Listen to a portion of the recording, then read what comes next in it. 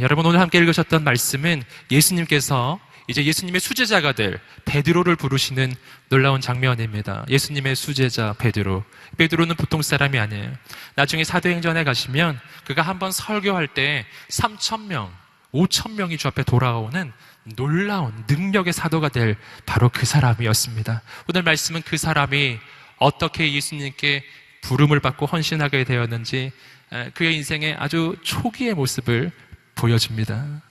여기서 우리가 한 가지 깨닫는 것은 뭐냐면 예수님은 홀로 일하시지 않는다는 거예요. 동역자를 부르십니다. 제자들을 부르셨어요. 또 한 가지 중요한 사실을 발견합니다. 그것은 예수님이 어떤 사람을 부르셨는가 하는 예수님의 사람 선발의 기준이었습니다. 오늘 말씀을 보니까 얼마나 소망이 생기는지 몰라요. 예수님의 사람을 뽑는 기준은 세상과 전혀 달랐어요.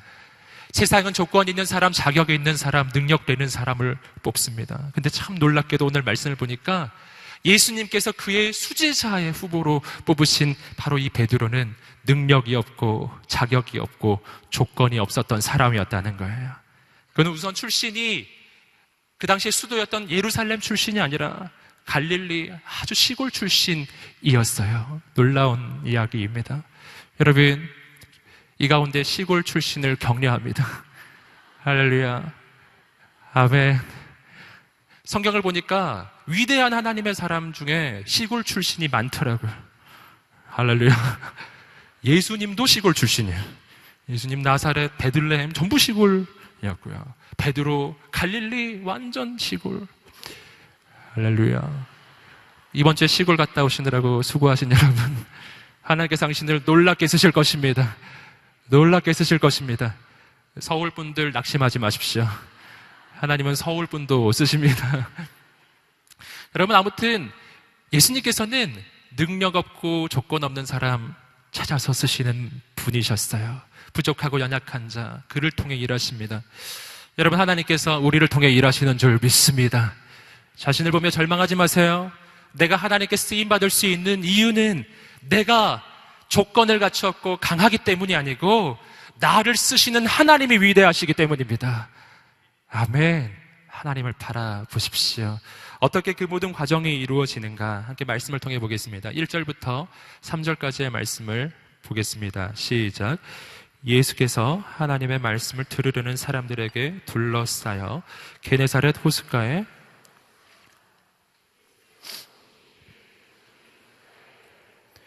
어부들은 배에서 내려 그물을 씻고 있었습니다. 예수께서는 그들 중 시몬의 배에 올라타 그에게 배를 무태서 조금 떼어 놓으라고 말씀하셨습니다. 그러곤 배 위에 앉아 사람들을 가르치셨습니다. 자, 오늘 사건의 이 초반부에서 이 사건의 배경을 보여주고 있습니다. 1절을 보시면 예수님께서 무리들에게 둘러싸여 있는 모습을 보여주고 있습니다. 예수님은 그 당시에 슈퍼스타였습니다. 왜냐하면 예수님이 가는 곳곳마다 하나님의 생명의 말씀이 선포되었고 그뿐만 아니라 예수님이 가는 곳곳마다 하나님의 기적이 나타났기 때문이에요. 그래서 예수님이 가는 곳곳마다 사람들이 인산인해로 몰려들었습니다. 놀라운 장면이었어요. 그런데 오늘 말씀을 잘 읽어보시면 그 수많은 그 인파 속에서, 그 수많은 무리 속에서 예수님의 시선은 그 무리를 향해 있지 않았다는 것을 볼 수 있습니다. 1절 말씀은 먼저 무리를 보여주세요. 예수께서 하나님의 말씀을 들으려는 사람들에게 둘러싸여 서 계셨습니다. 그런데 2절을 보시면 이렇게 돼 있죠. 예수께서 보시니. 뭘 보셨죠? 예수님은 그 자신을 향해 환호하는 그 무리들, 그 인파를 보고 계시지 않으셨어요. 2절을 잘 읽어보시면 예수님은 누구를 보고 계셨습니까? 호숫가에서 그물을 씻고 있는 어부들을 보고 계셨어요. 이것은 마치 영화에서 클로즈업이 되는 장면과 비슷합니다. 처음에는 무리 전체를 보여주고요. 그 다음 예수님의 그 시선이 머무르는 한 곳을 조명합니다. 그것은 호숫가에서 그물 씻는 어부들. 근데 그 어부들 중에서도요, 예수님은 한 사람에게 관심이 있습니다.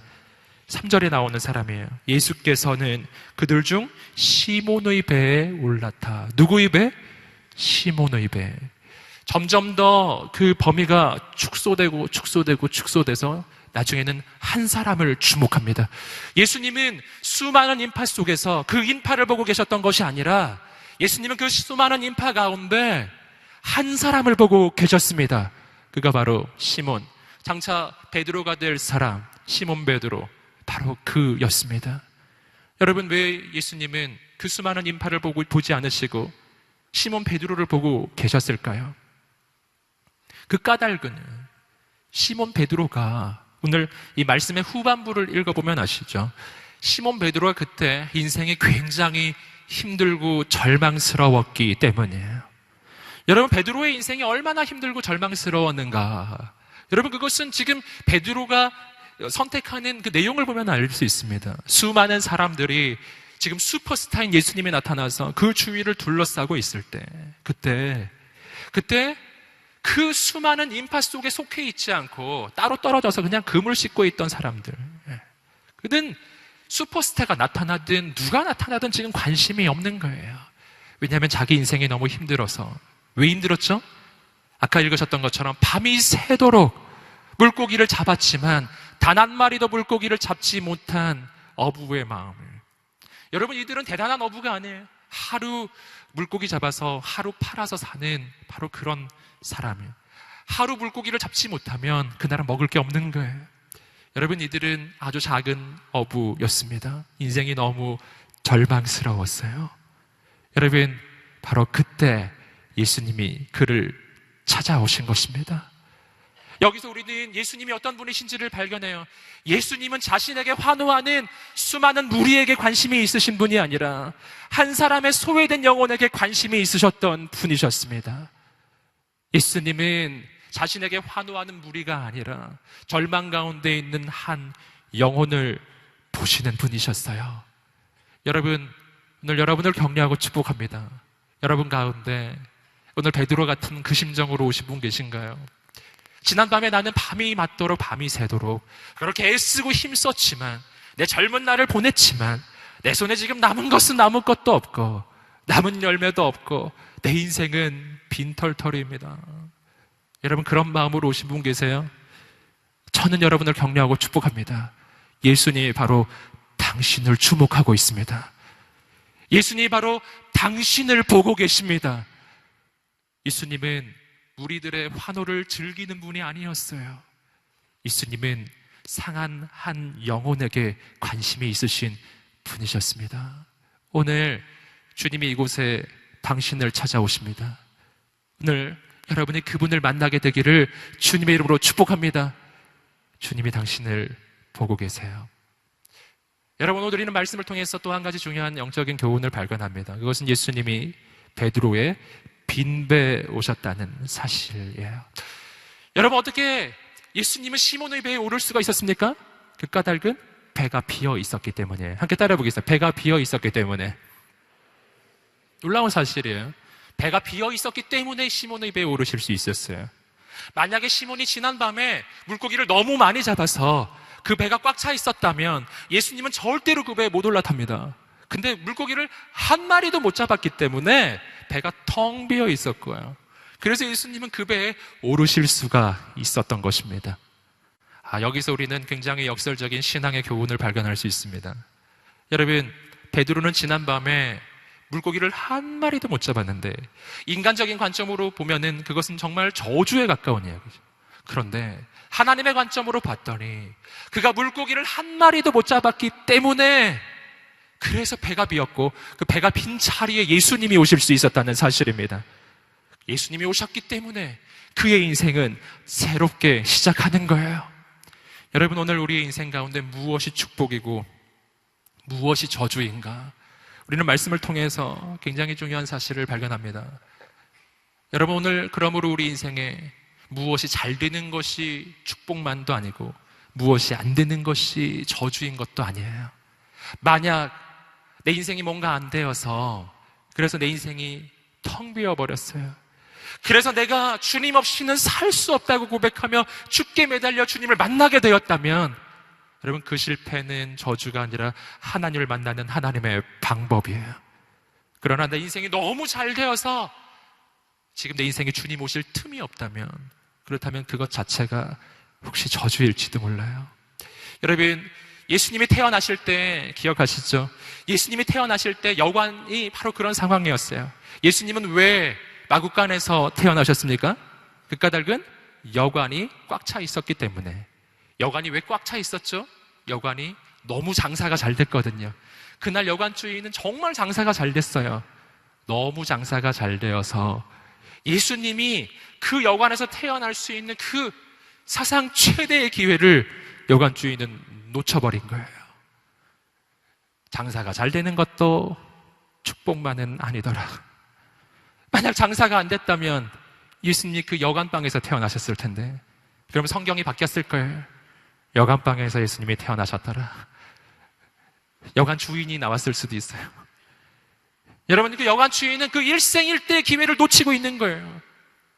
여러분, 자신의 삶을 돌아보십시오. 혹시 너무 바빠서 주님을 놓치고 계시지 않으신가요? 혹은 반대로 인생에 실패했다고 그냥 절망해 있지는 않으신가요? 여러분, 실패했느냐 혹은 성공했느냐, 바쁘냐 바쁘지 않느냐, 아무것도 중요한 게 아니에요. 중요한 것은 내 안에 주님 오실 자리가 있는 것입니다.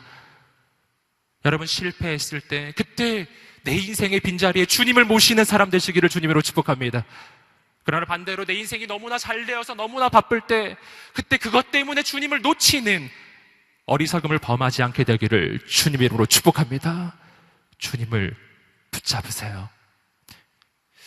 오늘 우리는 이 본문의 말씀을 통해서 또 한 가지 중요한 영적인 교훈을 발견합니다. 그것은 예수님이 베드로에게 물고기를 주기 전에 말씀을 먼저 주셨다는 사실입니다. 아까 읽으셨던 말씀 3절의 말씀을 한번 보세요. 우리 3절의 말씀을 한번 자막으로 다시 보여주시겠습니다. 읽어보겠습니다. 시작. 예수께서는 그들 중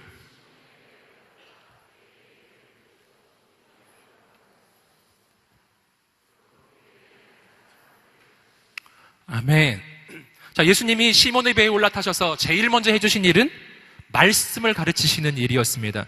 이 장면은 우리가 굉장히 주목해 볼 만한 장면입니다. 왜냐하면 이때 베드로가 가장 필요로 했던 것은 말씀이 아니라 물고기였기 때문이에요. 여러분, 베드로의 인생에 있어서 가장 중대한 지금 문제가 뭐였습니까? 밤이 새도록 물고기를 잡으려고 애를 썼는데 물고기를 한 마리도 못 잡았다는 현실이었어요. 그는 물고기가 필요했는데 예수님은 말씀을 먼저 주셨어요. 여러분, 왜 그럴까요? 왜 주님은 말씀을 먼저 주셨죠? 여러분, 예수님이 물고기를 줄 수 있는 능력이 없으셨나요? 그렇지 않습니다. 예수님은 물고기를 줄 수 있는 능력이 있으신 분이세요. 여러분, 그럼에도 불구하고 예수님은 베드로의 필요가 무엇인지 너무나 잘 알고 계셨는데, 지금 베드로가 뭐 때문에 고민하고 있는지 너무나 잘 알고 계셨는데, 주님은 지금 베드로가 당면한 문제, 눈앞에 직면한 가장 급한 그 문제를 해결하기에 앞서서 먼저 말씀을 들려주셨다는 사실입니다. 왜 그렇습니까? 단순한 진리입니다. 물고기보다 말씀이 중요하기 때문입니다. 함께 따라해 보겠습니다. 물고기보다 말씀이 더 중요합니다. 아멘. 왜 그런가요? 우리 이 말씀에 대해서는요, 지난 몇 주간에 걸쳐서 이거 몇 번을 확인했습니다. 예수님의 첫 번째 시험을 기억하시죠? 이 돌을 떡으로 만들어 먹으라고 하는 사단의 시험. 그때 예수님이 하신 말씀을 기억하십시오. 사람이 떡으로만 살 것이 아니라 하나님의 입으로부터 나오는 모든 말씀으로 살 것이니라. 우리는 말씀으로 사는 인생임을 믿습니다. 여러분, 온 천지 만물이 무엇으로 지어졌죠? 하나님의 말씀으로 지어졌습니다. 우리는 언제나 이것을 기억해야 합니다. 세상이 말씀보다 먼저 있었던 것이 아니고 말씀이 세상보다 먼저 있었습니다. 세상이 말씀을 변화시키는 것이 아니고 말씀이 세상을 변화시키는 거예요. 먼저 있어야 할 것과 나중에 있어도 되는 것을 오늘 우리의 인생에 언제나 구분해야 합니다. 우리 인생에 항상 먼저 있어야 할 것은 하나님의 말씀입니다. 왜 그렇습니까? 우리 천지 창조의 모습도 기억해 보세요. 물고기가 말씀을 창조한 게 아니에요. 말씀에 따라서 물고기가 창조된 것입니다.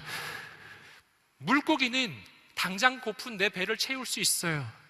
그러나 하나님의 말씀은 나의 인생을 영원히 변화시킬 수 있는 능력의 말씀이십니다.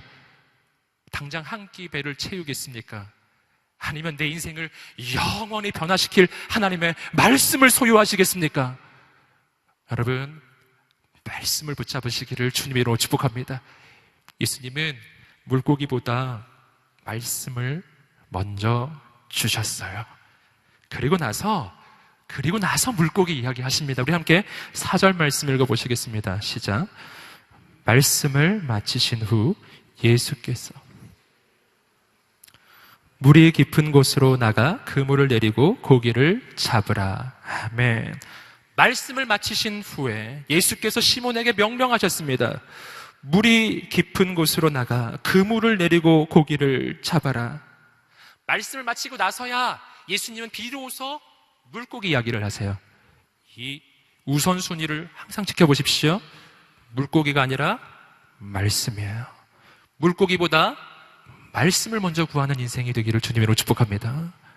여기서 주님은 물고기 얘기를 하시는데 물고기를 많이 잡는 방법을 하나 알려주셨습니다. 그것은 물이 깊은 곳으로 가서 그물을 내려 고기를 잡으라는 것이었습니다. 여러분, 이 명령은 베드로에게 있어서는 정말 순종하기가 어려운 명령이었습니다. 왜 그렇죠? 왜냐하면 첫 번째로 예수님의 전직이 뭡니까? 목수잖아요. 여러분, 지금 전직 목수인 사람이 지금 갈릴리 바다에서 잔뼈가 굵은 베테랑 어부에게 지금 어업에 대해서 논하고 있어요. 이거 아무리 예수님 말이라고 해도 따르기가 어렵죠. 이렇게 말하고 싶어요. 아니, 당신은 목수잖아요. 이렇게 말하고 싶을 거예요.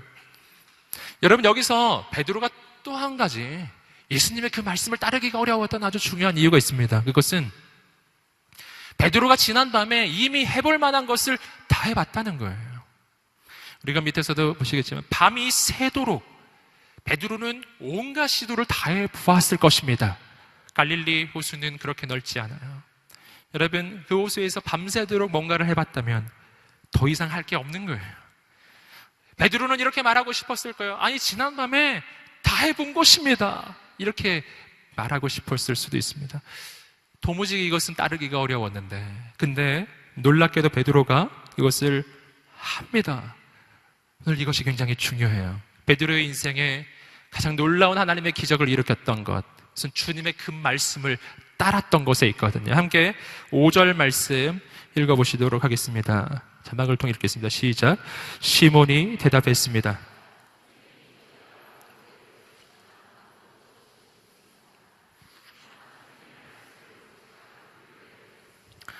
할렐루야. 시몬의 대답입니다. 여기서 가장 중요한 것은 선생님의 말씀대로라는 거예요. 여러분, 순종을 합니다. 베드로가 그것을 해요. 근데 그것을 하게 될 때 어떻게 그 일을 하게 되었는지 베드로 스스로 설명하기를 선생님의 말씀대로예요. 선생님의 말씀. 지금 예수님의 그 말씀대로 해보겠습니다 라는 거였습니다. 자, 여기서 우리는 왜 예수님이 베드로에게 물고기를 먼저 주시지 않으시고 말씀을 먼저 주셨는지 그 이유를 발견할 수가 있습니다. 그 이유는 뭐죠? 말씀을 들어야 믿음이 생기고 믿음이 생겨야 순종하게 되기 때문이에요. 만약 예수님이 말씀을 먼저 주시지 않으시고 베드로를 보자마자 다짜고짜 깊은 데로 가서 그물을 내려 고기를 잡아라 말했다면 베드로가 어떻게 했을까요? 듣지 않았을 것입니다. 말씀을 듣지 않으면 순종할 수 있는 마음이 안 생기기 때문입니다. 먼저 말씀을 들어야 그 마음이 생깁니다. 왜 그런가? 우리는 그 까닭을 성경의 다른 부분을 통해서 좀 발견할 수 있습니다. 로마서 10장 17절 말씀입니다. 우리 자막을 통해서 함께 읽어보겠습니다. 시작. 그러므로 믿음은 들음에서 나며 들음은 그리스도의 말씀으로 말미암았느니라. 아멘. 이 말씀은 굉장히 중요한 말씀이에요. 그러므로 믿음은 들음에서 나며 들음은 그리스도의 말씀으로 말미암았느니라. 아멘. 함께 따라해 보겠습니다. 믿음은 들음에서, 들음은 그리스도의 말씀으로부터. 아멘. 우리 이 순서를 정확하게 기억하셔야 돼요. 믿음은 어디서 나온다고요? 들음에서 나온다고요. 뭘 들어야 된다고요? 예수님의 말씀이에요. 뒤집어서 말하면 예수님의 말씀을 들으면 믿음이 생기는 거예요. 여러분, 우리는 흔히 우리가 믿음이 좀 없어질 때, 믿음이 사라질 때 어떻게 해야 믿음이 생길 거라고 생각하십니까? 내 믿음이 약해질 때 어떻게 하세요? 이렇게 하십니까? 믿습니다. 할렐루야. 네. 발음에 힘을 줘서 쌍시옷을 넣어서 할렐루야. 이렇게 100번을 외치면 믿음이 생길까요? 아니라니까요. 여러분, 믿음은 나의 결단에서 나오는 것이 아닙니다. 믿음은 나의 의지에서 나오는 것이 아니에요. 믿음은 내 속에서 솟아나지 않습니다. 믿음은 어디서 올까요? 믿음은, 오늘 말씀에서 보셨죠? 믿음은 들음에서 오는 거예요. 그러므로 오늘 내 인생에 믿음이 약해진다고 느껴질 때, 내 마음속에 하나님을 향한 믿음, 예수 그리스도를 향한 그 믿음이 사라져갈 때, 그때 이 믿음을 새롭게 하기 위해서 해야 할 일은 말씀을 듣는 것입니다. 말씀을 듣는 것입니다. 여러분, 말씀에 귀를 기울이시고 듣게 되기를 주님 이름으로 축복합니다. 요즘에 너무너무 말씀드릴 기회가 많잖아요. 방송을 켜시고 여러분 핸드폰 앱을 사용하셔서 여러분 들려오는 그 말씀에 귀를 기울이세요. 여러분, 말씀을 듣고 읽으십시오. 믿음이 사라져갈 때 더 그렇게 하십시오. 그렇게 하면 말씀이 내 안에 들려오고 말씀이 내 안에 쌓여져 가기 시작할 때 이상하게 내 마음에 믿음이 생기기 시작할 것입니다. 여러분, 지금이 바로 그런 시간입니다. 지금 주의 말씀이 여러분의 영혼의 심령에 들려지고 있습니다. 여러분, 이 말씀을 듣고 들을 때 내 마음에 믿음이 생기기 시작할 것입니다. 상황은 바뀐 것이 없는데, 현실은 변화된 것이 없는데 이상하게 믿어지기 시작해요. 이상하게 하나님께서 역사하실 것 같은 거예요. 아멘. 오늘 이 예배가 마칠 때 여러분의 마음에 믿음이 생길 것입니다. 새로운 일이 일어날 것입니다. 믿음은 들음에서 나는 것이기 때문입니다. 말씀이 들려오자 믿음이 생겨요. 믿음이 생겨야 순종하게 되는 것입니다. 말씀을 들으면 믿음이 생기고, 믿음이 생기면 순종하게 되고, 순종하면 하나님의 기적이 나타납니다. 할렐루야. 아멘. 함께 따라해 보시겠습니다. 말씀을 들으면 믿음이 생기고, 믿음이 생기면 순종하게 되고, 순종하면 하나님의 기적이 일어납니다. 아멘. 자, 모든 것의 시작점을 보세요. 뭐가 시작점이죠? 말씀이 시작점이에요. 말씀이 시작점이에요.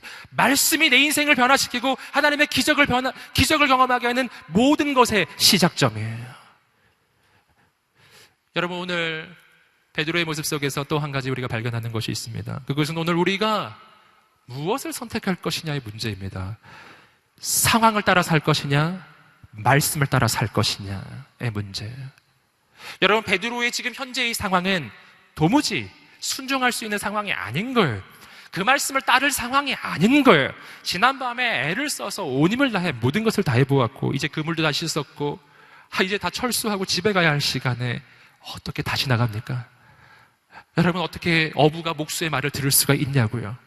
상황을 보면 할 수 있는 게 아닌 거예요.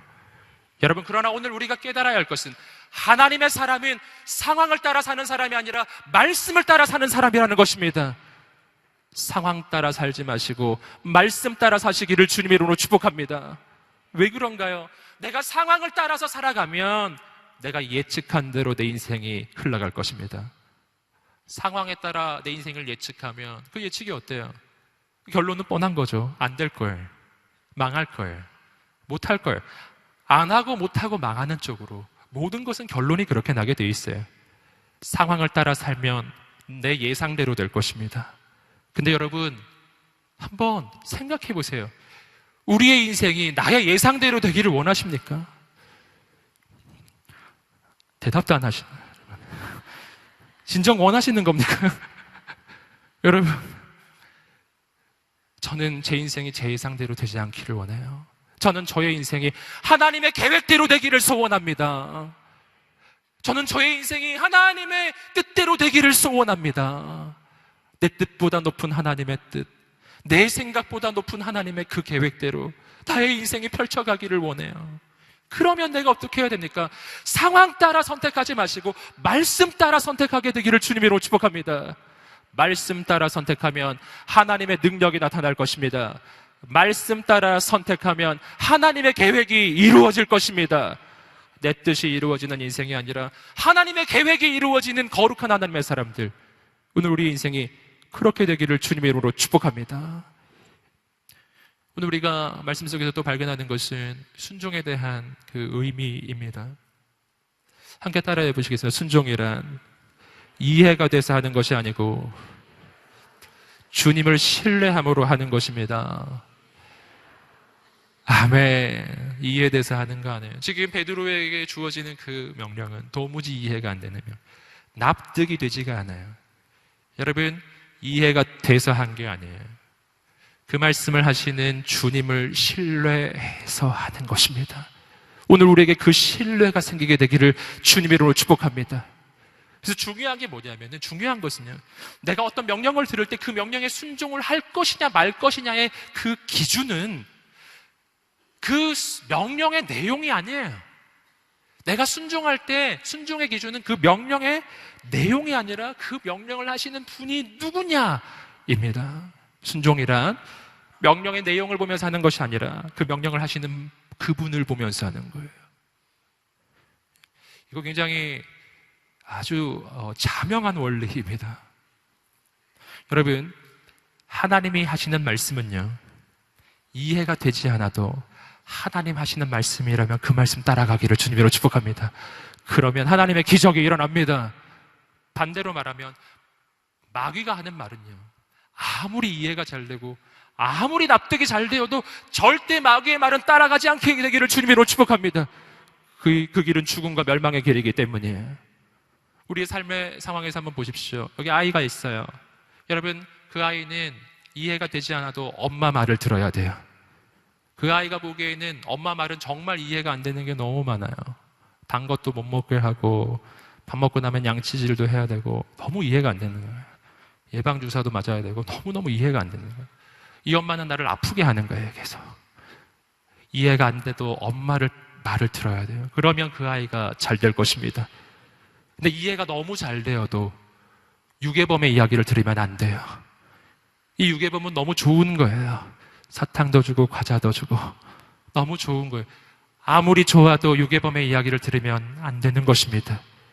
누구의 말을 들을 것인가? 누구의 말을 들어야 되죠? 하나님의 말을 들으시기를 주님으로 축복합니다.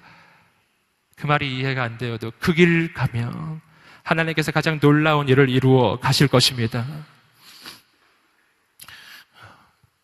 여기서 또 한 가지 말씀을 통해서 발견하는 영적인 교훈이 있습니다. 그것은 베드로가 이 순종을 할 때 그 순종은 쉽지 않았다는 것입니다.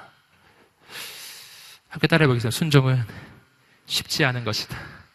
너무 당연한 거예요. 여러분, 지금 베드로가 이 순종하는 게 얼마나 어려웠는지 그것을 이 베드로의 말을 통해 짐작해 볼 수 있습니다. 만약 베드로가 이것을 순종하기가 너무 쉬웠다면, 그 확신이 분명히 있었다면 베드로는 이렇게 말을 복잡하게 하지 않았을 거예요. 5절 보시면 시몬 베드로의 말은 너무 복잡합니다. 다시 한번 우리 5절 말씀을 한번 보여주시겠습니다. 5절 말씀을 자막으로 읽어보겠습니다. 시작. 시몬이 대답했습니다. 선생님, 저희가 밤새도록 애썼지만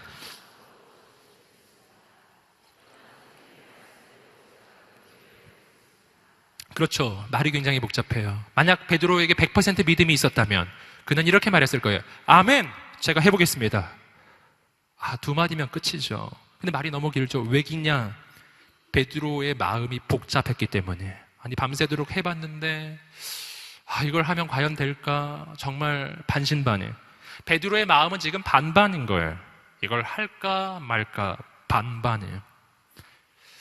여러분, 그런데 어느 쪽으로 마음이 기울었다고요? 하는 쪽으로 마음이 기운 것입니다. 저는 비율로 생각해 보면 아마 51대 49쯤 됐을 것 같아요.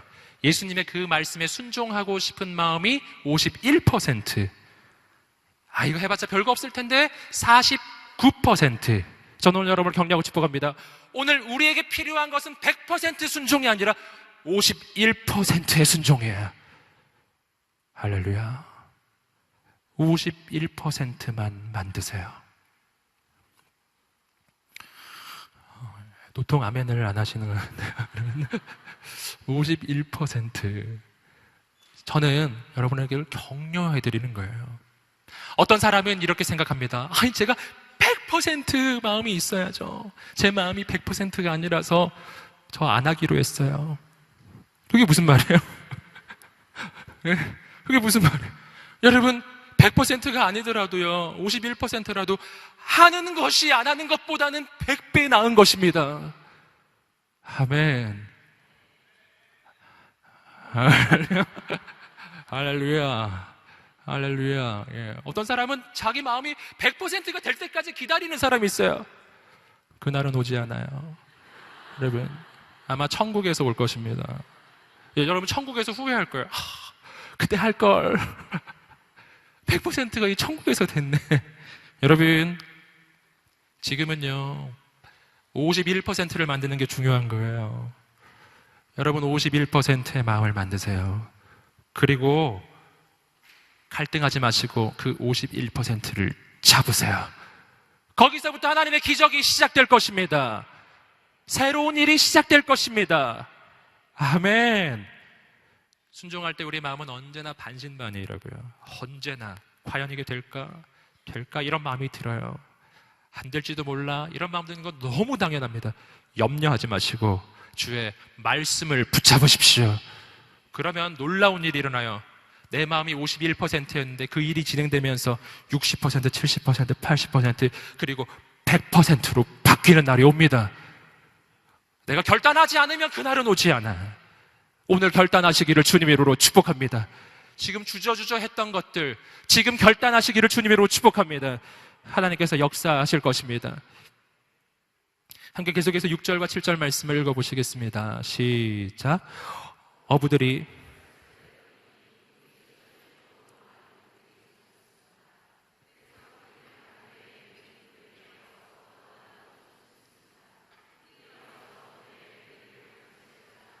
배가 가라앉을 지경이 되었습니다. 6절과 7절 말씀에서는 주님의 말씀대로 했더니 그물이 찢어지게 고기가 잡힐 뿐만 아니라 옆에 있는 배에 좀 도움을 구해서요, 2배에 가득 차게 물고기가 잡히는 장면이 나옵니다. 놀라운 일이죠. 주의 말씀을 따라가면 하나님의 기적이 일어납니다. 여기서 우리가 한 가지 의문을 가져볼 필요가 있어요. 그렇다면 주님은 거기 물고기가 많은 줄 어떻게 아셨을까? 많은 사람이 가지고 있는 의문이죠. 예수님은 알고 봤더니 어업의 달인이었나요? 어달. 아니라는 거죠. 예수님이 틈틈이 어업 기술을 익히고 계셨나요? 아니라는 거죠. 그렇지 않다는 거죠, 여러분. 오늘 여기서 우리는 예수님이 그 말씀대로 갔을 때 왜 물고기를 많이 잡게 되는지 그 사실을 분명 깨달아야 합니다. 그 까닭은 예수님의 그 말씀에 베드로도 순종했지만 갈릴리 호수 속에 들어있던 물고기도 순종했기 때문이에요. 할렐루야. 예수님이 말씀하셨어요. 깊은 데로 가서 그물을 내려 고기를 잡으라. 이 말씀이 갈릴리 호수 속에 있는 모든 물고기에게 전달이 되었습니다. 그리고 물고기는 그 주님의 말씀, 온 우주를 만드신 창조주 하나님의 그 아들의 그 음성에 순종하기 위해서 전속력으로 베드로의 그물 속으로 뛰어들어간 거예요. 온 힘을 다해서, 전심을 다해서, 온 마음으로, 온 마음 다해 전심으로. 그래서 그물이 찢어지는 상황이 온 거예요. 그물이 찢어지는데도 물고기들은 그 그물에서 안 나가려고 그 그물에 매달렸을 거예요. 나가면 안 되는데. 배에 그 물고기를 실는데 물고기가 그 배에서 안 나가려고 다 튀어 올라왔을 거예요. 놀라운, 배가 잠기도록. 할렐루야. 물고기는 주님의 음성에 순종한 것입니다. 하나도 놀랄 일이 아니에요. 주님 말씀하시면 바람과 파도도 잔잔해지는 분, 그분이 예수님이셨어요. 여러분, 여기서 우리는 아주 중요한 사실을 발견해요. 어디에 그물을 던져야 고기를 많이 잡을까요? 깊은 곳일까요? 얕은 곳일까요? 여러분, 여기서 우리는 한 가지 확인할 게 있는데 꼭 예수님이 깊은 곳만 고집하셨던 건 아니라는 사실을 아셔야 돼요. 요한복음 21장을 보시면 똑같은 상황, 밤새도록 고기를 잡았는데 고기를 한 마리도 못 잡는 상황이 또 한 번 있었습니다. 요한복음 21장, 그때 예수님이 제자들에게 어디다 그물을 내리라고 하셨죠? 오른편에. 할렐루야. 아니, 누가복음 5장을 봤더니 깊은데 물고기가 있는 줄 알았는데 요한복음 21장을 봤더니 오른쪽에 물고기가 있는 거예요. 아니, 왜 이렇게 왔다 갔다 할까요? 어디냐가 중요한 게 아니에요. 어디다가 그물을 던지면 물고기를 많이 잡을까요? 정답, 예수님이 던지라 한 그곳입니다. 예수님이 말씀하신 곳이 깊은 곳이면 거기 던지면 되고요. 예수님이 오른쪽이라고 하면 오른쪽에 던지면 되는 거예요. 예수님이 얕은 곳이라고 하면 또 얕은 곳에 던지면 되는 거예요. 할렐루야. 주님 말씀하신 그곳이 하나님의 역사가 일어나는 곳입니다. 그러므로 염려하지 마세요. 내가 어디에 있느냐, 내가 지금 무엇을 하고 있느냐, 내가 어떤 위치에 있느냐, 이런 것 때문에 걱정하지 마시기를 주님 이름으로 축복합니다. 중요한 것은 내가 어디 있느냐가 아니라니까요. 그곳이 하나님이 말씀하신 곳이냐, 이것이 중요합니다. 주님 말씀하신 곳이라면 거기서 하나님의 기적이 일어날 것입니다. 놀라운 일이 일어날 것입니다. 주님을 기대하시기를 주님으로 축복합니다. 여기서 우리는 또 한 가지 중요한 사실을 깨달을 수 있습니다. 그것은 효율성에 대한 문제입니다. 효율성. 베드로를 생각해 보세요. 그는 밤이 새도록 그물을 던졌습니다. 근데 물고기를 한 마리도 못 잡았죠. 자기 노력과 자기 의로, 자기의 힘으로, 자기 재능을 의지해서 밤이 새도록 시간을 보냈지만 아무것도 얻은 것이 없었습니다. 그러나 그가 예수님의 그 말씀 앞에서 무릎을 꿇고 그 말씀에 귀를 기울이고 그 말씀을 다 들은 다음에 주님의 그 말씀에 순종해서 딱 한 번 그물을 던지자, 지난 밤새도록 자기 의와 자기의 노력으로 했던 것과 비교할 수 없게 단 한 번에 그물이 찢어지도록, 두 배가 잠기도록 물고기를 잡은 것입니다. 효율성. 많은 사람은 이렇게 생각해요. 교회에 와서 예배드리고 기도하는 게 그게 무슨 짓이냐. 젊은 날에 그 시간에 공부라도 하나 더 하고 그 시간에 학원이라도 다니고 자기를 위해서 준비하지. 이 젊은 날에 왜 이렇게 헛되게 낭비하냐, 이렇게 효율적이지 못한 삶을 살고 있느냐, 많은 사람이 그렇게 말하지 않습니까? 여러분, 그러나 세상 사람이 알 수 없는 비밀이 있어요. 그것은 뭐냐면은 하나님 없이 내 힘과 내 노력으로, 내 능력으로, 내 힘을 의지해서 밤이 새도록 하는 그 노력보다 주의 말씀 듣고 그 말씀에 순종해서 단 한 번 시도하는 것이 더 놀라운 열매를 맺는다는 사실입니다. 내가 믿는 주님은 온 우주 만물의 창조주이시기 때문입니다. 이것을 믿는 믿음이 있으십니까? 그래서 오늘 우리는 여기 와 있는 것입니다. 이 황금 같은 주말에 왜 여기 와 있습니까? 나는 내가 믿는 하나님이 살아계심을 믿기 때문입니다. 그래서 성경은 이렇게 말하지 않습니까? 주의 궁정에서의 한 날이 세상에서의 첫날보다 낫습니다. 이것은 주의 궁정에서 그 한 날 동안 누리는 축복이 얼마나 큰지도 말해주지만 효율성으로도 볼 수 있어요. 하나님 없이 세상에서 첫날 동안 노력하는 것보다 하나님과 함께 단 하루를 함께 하는 것이 더 놀라운 하나님의 역사를 이룬다는 것입니다. 오늘 우리가 어떤 인생 살겠습니까? 혼자서 아둥바둥 어떻게든지 해보려고 하는데 남는 것은 없고 늘 그렇게 힘든 인생 사시겠습니까? 저는 여러분을 영광스러운 삶으로 초대합니다. 내 노력과 내 힘과 내 재능이 아닌 주 예수 그리스도의 은혜와 그 능력으로, 창조주 하나님의 능력으로, 그분의 공급하심으로 살아가는 놀라운 인생으로 여러분을 초대합니다. 여러분 그렇게 살게 되기를 주님의 이름으로 축복합니다. 계속해서 우리 8절과 9절의 말씀을 읽어보시겠습니다. 시작. 시몬 베드로가 이 광경을 보고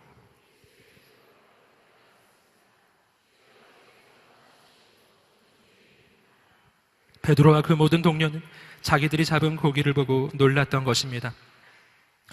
8절과 9절을 보시면은 베드로의 반응이 나오는데 정말 놀라운 반응이 나와요. 예수님 말씀을 들었더니 단 한 번에 2배 가득 차게 물고기를 잡았습니다. 여러분, 이쯤 되면은 어떻게 됐을까요? 우리 같으면 어떻게 했을까요? 우리 같으면은 이렇게 하지 않았을까요? 예수님! 알고 봤더니 5배 달인이시군요. 사부님, 이제부터 사부님을 모시겠습니다. 저하고 동업합시다. 뭐 이랬을 것 같지 않으세요? 여러분, 그런데 베드로는 굉장히 의외의 반응을 보입니다. 뭐라고요? 주여 나를 떠나소서 나는 죄인이로소이다. 아니, 함께 있어야 될 것 같은데 떠나달라고. 나는 죄인이라고 이야기합니다. 왜 이런 일이 일어나고 있죠?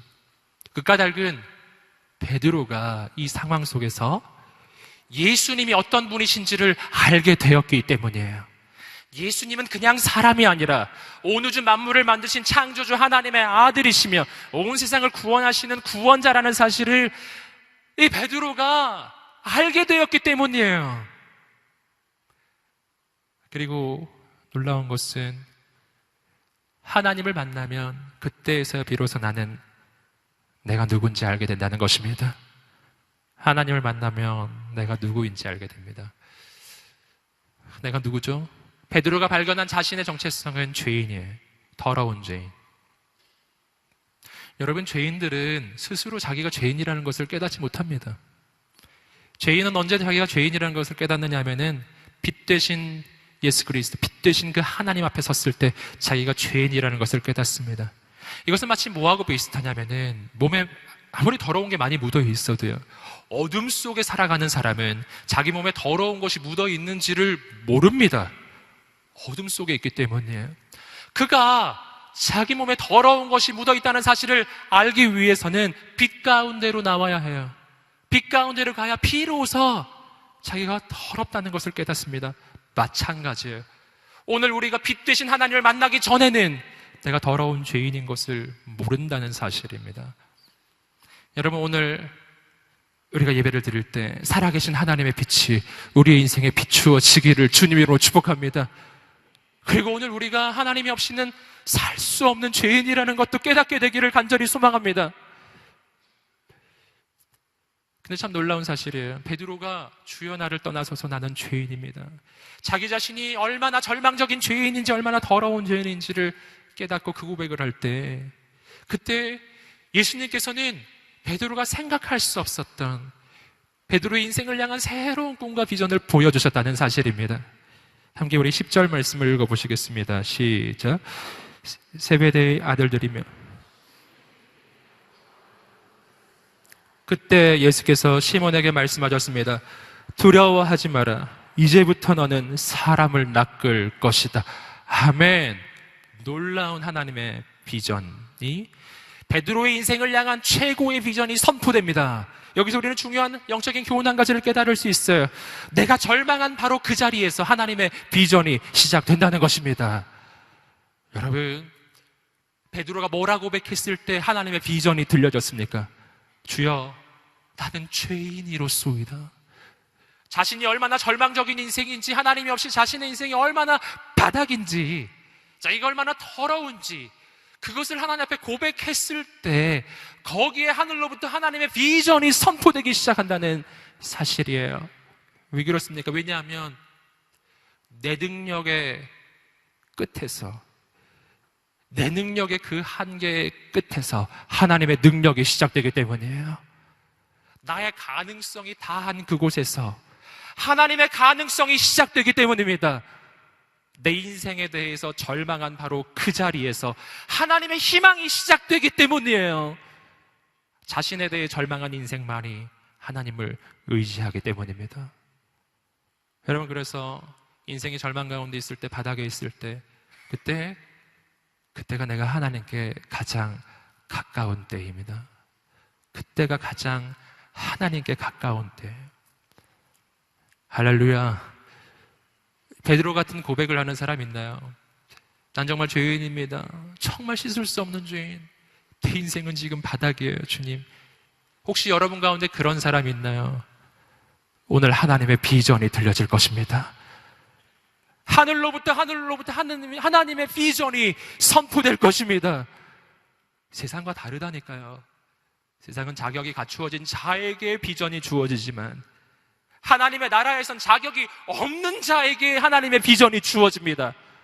왜냐하면 자격이 없는 자만이 하나님을 진정으로 의지하기 때문이에요. 역설적이죠. 오늘 우리의 인생에 새 역사가 시작할 것입니다. 여러분, 하나님의 그 비전은 나의 꿈과 전혀 달라요. 오늘 베드로에게 들려진 그 하나님의 꿈을 보십시오. 우선 뭐가 다르냐? 사이즈가 달라요. 함께 따라해 보겠습니다. 사이즈가 다르다. 아멘.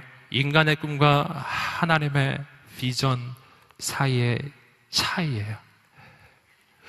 여러분, 베드로가 갈릴리 어부였을 때 그가 아무리 꿈을 꿔본들 그의 인생의 꿈이 뭐였을까요?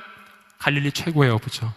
갈릴리에서 고기 제일 많이 잡는 어부. 이게 그의 꿈이었을 거예요. 물론 그 꿈이 나쁘다는 것은 아니에요. 그 꿈도 괜찮습니다. 그러나 하나님이 베드로의 인생을 향해서 가지고 있었던 비전은 비교할 수가 없었어요. 하나님이 베드로의 인생을 향해 가지고 있었던 비전은 그를 초대교회의 기둥 같은 사도로 세우는 것이었습니다. 그가 단 한 번 선포할 때 3,000명이 회개하며 돌아오는 위대한 하나님의 복음 선포자로 그를 세우는 것이었습니다. 영광스러운 하나님의 사명을 감당하는 하나님의 사람으로 그를 세우는 것이었습니다. 베드로의 꿈보다 베드로를 향한 하나님의 비전이 비교할 수 없이 컸어요. 우리는 이 사실을 언제나 깨달아야 합니다. 내 꿈보다 내 인생을 향한 하나님의 계획이 크고 위대하다는 사실입니다. 그러므로 오늘 우리는 우리의 삶 가운데 신앙생활을 할 때 내 꿈을 내려놓고 하나님의 비전을 붙잡는 것이 이것이 결코 손해가 아니라는 사실을 깨달아야 합니다. 우리는 내 꿈을 내려놓고 하나님의 비전을 붙잡을 때 이걸 엄청난 희생을 감수한다고 생각합니다. 그렇지 않습니다. 하나님의 비전을 따라가는 길이 내 꿈보다 더 크고 놀라운 열매를 맺을 것입니다. 그것을 확신하십시오. 여러분, 하나님의 비전이 가지고 있는 또 한 가지 특징이 있어요. 그것은 사람을 살리는 꿈이라는 거예요. 함께 따라해 보겠습니다. 사람을 살리는 꿈. 아멘. 베드로의 인간적인 꿈은 물고기 잡는 꿈이었어요. 물고기 잡아서 자기 인생을 채우는 것. 그러나 베드로에게 주신 주님의 꿈은 사람을 낚는 꿈, 사람을 살리는 꿈, 생명을 전하는 거룩한 사람이 되는 꿈이었습니다. 여러분, 오늘 예수님을 만나면 우리의 꿈이 바뀔 것입니다. 내 욕심을 채우는 인생에서 사람을 살리는 인생으로 바뀔 것입니다. 아멘. 그 주님의 꿈이 회복되는 오늘 이 예배 되기를 소망합니다. 옆 사람에게 선포하겠습니다. 사람을 살리는 인생이 될지어다. 아멘. 우리 공동체가 그런 공동체 되기를 간절히 소망합니다. 마지막으로 11절 말씀을 함께 읽어보시겠습니다. 시작. 그리하여 그들은 자신들의 배를 무태대고 모든 것을 버려둔 채 예수를 따라갔습니다. 아멘. 주님의 큰 놀라운 비전이 선포되자 베드로와 옆에 있던 그 어부들이 보였던 반응입니다. 그것은 배와 그물과 그들이 잡았던 물고기마저도 버려두고 예수님을 따라가는 것이었습니다. 아멘. 놀라운 일이죠. 여기서 우리는 중요한 영적인 교훈 또 하나를 발견합니다. 선택이란 포기하는 것입니다. 함께 따라해보겠습니다. 선택이란 포기하는 것입니다. 아멘. 선택은 언제나 포기를 동반합니다. 포기하지 않는 것은 선택이 아닌 거예요. 예수님을 선택하면 다른 것은 손에서 놓는 것입니다. 할렐루야. 여러분, 사랑은 선택이에요. 여러분, 한 자매를 선택한다는 것은 그 자매를 위해서 30억의 여자를 포기하는 것입니다. 소녀시대 포기하셔야 돼요. 시스타 다 포기하셔야 돼요, 여러분. 포기 안 하면 안 돼요. 선택이란 포기하는 것입니다. 그 포기가 안 되면 결혼을 할 수 없어요, 여러분. 예수님을 선택하는 것은 다른 것을 손에서 놓는 것입니다. 어떻게 놓을 수 있죠? 아주 단순합니다. 예수님이 다른 모든 것을 합친 것보다 더 크신 분이시기 때문이에요. 여러분, 예수님은 창조주 하나님의 아들이십니다. 우리 하나님 아버지는 창조주이십니다. 다른 모든 것은 피조물이에요. 다른 모든 것을 손에서 놓으세요. 그리고 창조주 하나님을 붙잡으세요. 중요한 사실 알려드릴게요. 그 창조주 하나님 안에 다른 모든 것이 들어있어요. 아멘. 오늘 주님을 선택하는 인생이 되시기를 주님으로 축복합니다. 결코 손해보지 않을 것입니다. 주께서 우리의 인생을 영광스럽게 인도하실 것입니다. 내 생각과 내 뜻대로 아등바등 살면서 그렇게 힘들고 어려운 인생 사는 것이 아니라 주님의 손에 인생을 드리세요. 여러분, 이왕 믿는 거 확실히 믿어야 합니다. 주님의 손에 인생을 드리십시오. 주께서 우리의 인생을 가장 놀랍게 인도하실 것입니다. 주님은 베드로의 인생을 영광스럽게 인도하십니다. 영광스러운 삶으로 초대하세요. 하루하루 살아가던 인생에게 영광스러운 비전을 보여주십니다. 그 비전으로 초대하십니다. 내가 너를 사람을 낚는 업으로 세우겠다. 나를 따라오너라. 여러분, 주님을 따라갑시다. 세상을 따라가지 마세요. 세상의 지혜를 따라가지 마세요. 오늘 우리가 예배를 드리며 나갈 때 주님을 따라가겠다고 하는 그 결단이 있게 되기를 소망합니다. 우리가 이 시간에 기도하며 주 앞에 나갈 때 먼저 여러분 가운데 이런 분들을 좀 초대하고 싶습니다. 여러분 가운데 분명 베드로처럼 지난밤에 나의 젊은 날에 내가 그렇게 애를 쓰고 힘을 썼지만 주님, 그러나 나에게 남은 것은 없습니다. 내 인생은 빈배입니다. 주님, 내가 내 인생을 바라보면 도무지 소망이 없습니다. 아무런 가능성도 보이지 않습니다. 주님, 근데 오늘 놀라운 사실을 보았습니다. 주님은 빈배 오시는 분이셨어요. 주님은 실패한 베드로를 찾으시는 분이셨어요. 그분이 오늘 나도 찾아오시는 분이시라는 것을 내가 오늘 알았습니다. 아버지, 베드로를 만나주신 예수님, 오늘 나도 만나 주시옵소서. 오늘 나도 만나 주시옵소서. 주님이 없이는 내 인생은 빌털털이에요. 주님이 없는 내 인생은 마치 빈배와 같고 아무것도 손에 남은 것이 없습니다. 여러분 가운데 그런 고백이 있는 사람이 있다면 그 주님 앞에 한번 일어나 보십시오. 아버지, 지금 나를 만나 주십시오. 지금 나를 만나 주십시오. 바로 지금입니다. 주님, 나를 버려두지 마십시오. 바로 지금입니다. 지금 오셔서 내 인생을 채워주십시오. 빈배와 같은 나의 인생에 주님의 은혜로 채워 주시옵소서. 주의 사랑으로 채워 주시옵소서. 내 인생을 채울 분은 오직 예수님 뿐이십니다. 그 고백이 있는 사람들, 우리 주 앞에 두 손 들고 주여 삼창해 주시고 간절히 주께 기도하겠습니다. 주여, 주여, 주여. 할렐루야. 하나님, 하나님, 주님, 빈배와 같은 인생에 비어있는 삶에 오시옵소서. 하나님, 오 주님,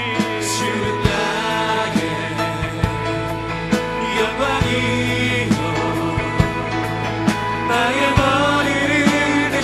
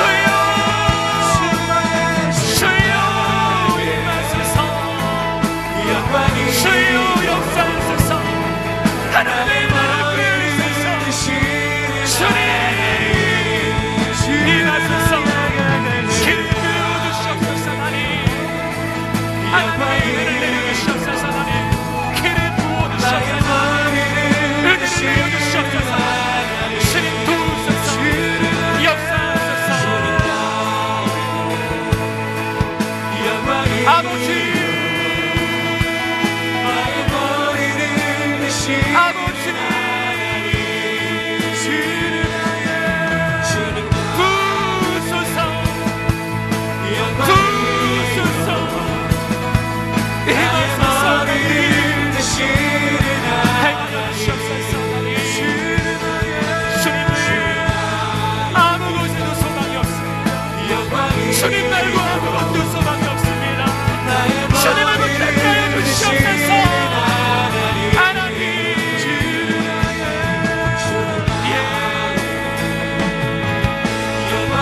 주님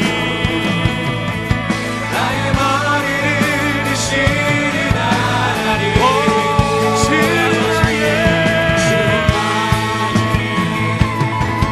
영광이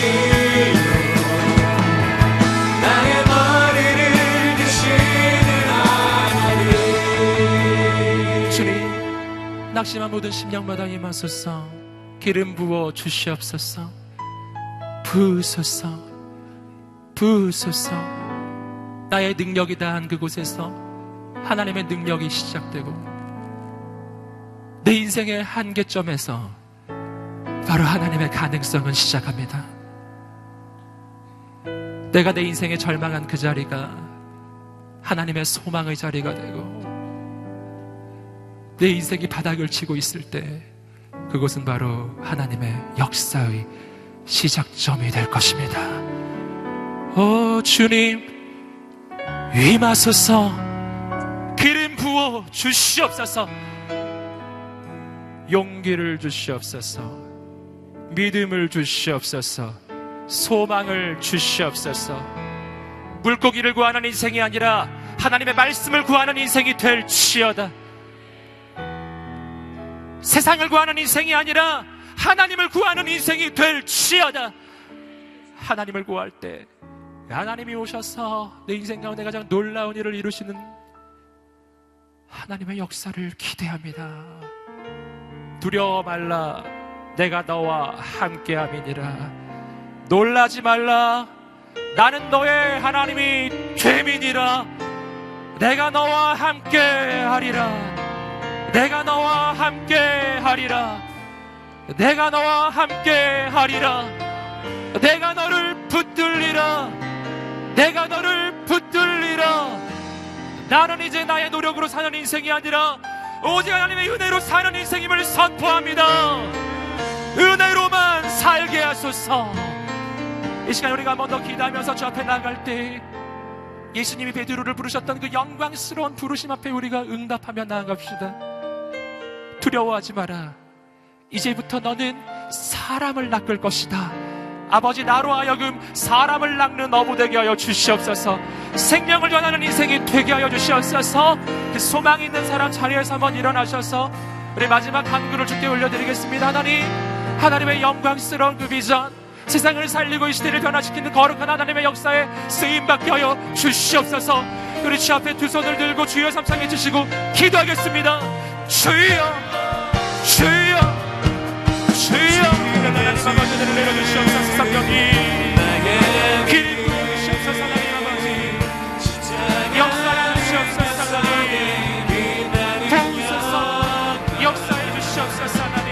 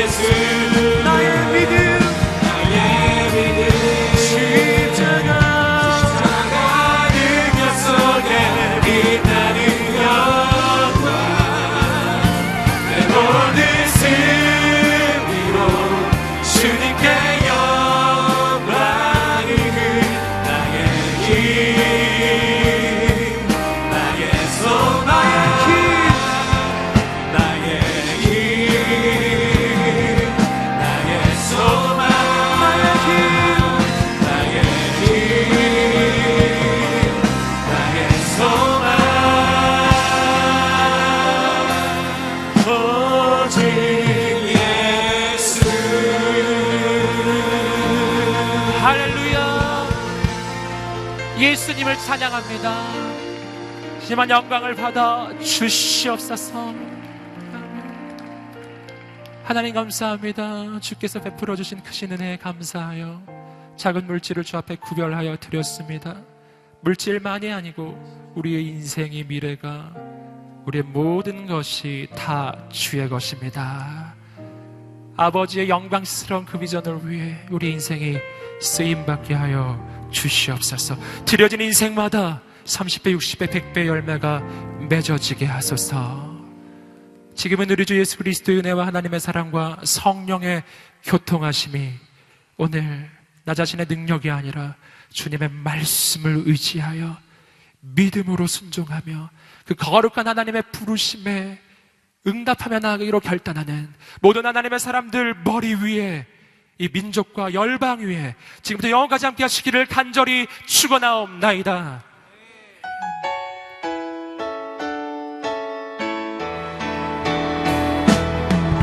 모든 이름 위에 뛰어난 이름을 주사 모든 무릎 꿇어 주님께 경배하게 하시네. 모든 힘이 그리스도를 주 하시네.